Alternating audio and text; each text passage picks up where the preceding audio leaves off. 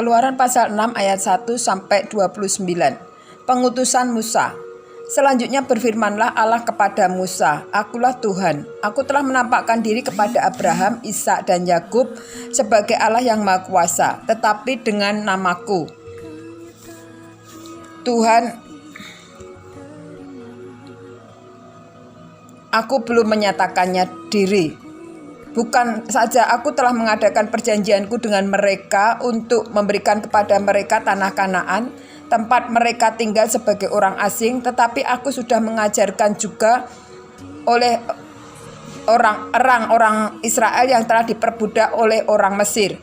Dan aku ingat kepada perjanjianku. Sebab itu katakanlah kepada orang Israel, Akulah Tuhan, aku akan membebaskan kamu dari kerja paksa orang Mesir, melepaskan kamu dari perbudakan mereka dan menebus kamu dengan tangan yang terajung dan dengan hukuman-hukuman yang berat. Aku akan mengangkat kamu menjadi umatku dan aku akan menjadi Allahmu, supaya kamu mengetahui bahwa akulah Tuhan Allahmu yang membebaskan kamu dari kerja paksa orang Mesir. Dan aku akan membawa kamu ke negeri yang dengan sumpah telah kujanjikan memberikannya kepada Abraham, Ishak dan Yakub, dan aku akan memberikannya kepadamu untuk menjadi milikmu. Akulah Tuhan." Lalu Musa mengatakan demikian kepada orang Israel, tetapi mereka tidak mendengarkan Musa karena mereka putus asa dan karena perbudakan yang berat itu.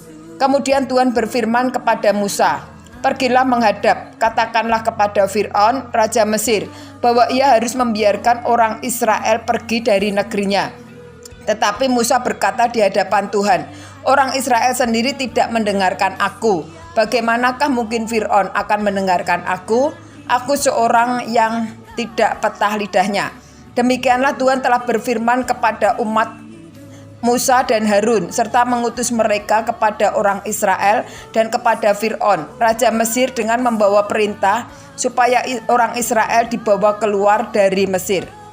Keluaran pasal 6 ayat 13 sampai 26. Nenek moyang Musa dan Harun.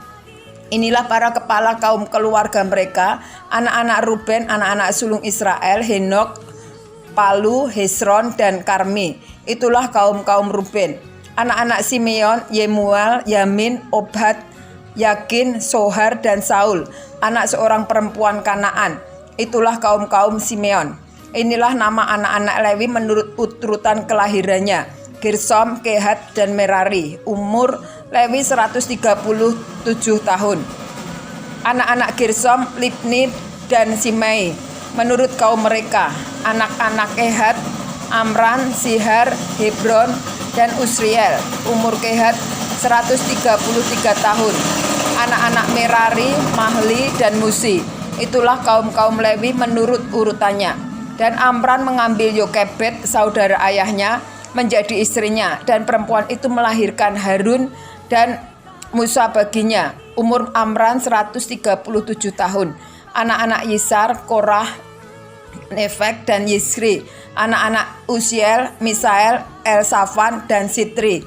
Dan Harun mengambil Eliseba, anak perempuan Aminadab, saudara perempuan Nahason, menjadi istrinya, dan perempuan itu melahirkan baginya Nadab, Abihu, Eleazar, dan Itamar. Anak-anak Korah, Asir, Elkana, dan Abiasap.